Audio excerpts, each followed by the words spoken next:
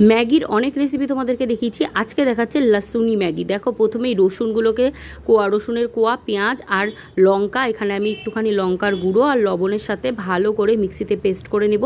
এবার দেখো কড়াইয়ের মধ্যে দিয়ে দিচ্ছি সাদা তেল, আর তেলটা ভালো করে একটু গরম করে নিয়ে তার মধ্যে এই বেটে রাখা মশলাটাকে দিয়ে দিতে হবে। তার আগে বলে দিই, এই ম্যাগিটা কিন্তু বাড়িতে করলে অবশ্যই একটু বেশি করে করবে, কারণ দেখবে কখন প্লেট সাফ হয়ে যাবে নিজে বুঝতেই পারবে না। তো দেখো মশলাটাকে একটু লবণ দিয়ে কষে তার মধ্যে দিয়ে দিলাম টমেটো সস আর ম্যাগি মশলা। এখানে অনেকটা মশলা, তার কারণ আমি 7 প্যাকেট ম্যাগি করেছি আর পুরো মশলাটাই দিয়ে দিয়েছি। এবার মশলাটা ভালো করে নেড়ে চেড়ে নিয়ে তার মধ্যে পরিমাণ মতন জল দিয়ে দিলাম। মশলাটা কিন্তু নিচে যাতে লেগে না যায়, ওই জন্য ভালো করে নেড়ে দেবে। তারপরে ঝোলটা একটু ফুটতে শুরু করলে দেখো এখানে আমি ম্যাগিটা দিয়ে দিচ্ছি। যে যেরকম ম্যাগির স্যুপটা পছন্দ করো সেই পরিমাণ জল দেবে। নামানোর আগে একটু ধনেপাতা কুচি দিয়ে নামিয়ে নাও, অসাধারণ লাগে এটার টেস্ট। বাড়িতে অবশ্যই ট্রাই করবে, ভালো লাগলে চ্যানেলটিকে সাবস্ক্রাইব করতে ভুলবে না।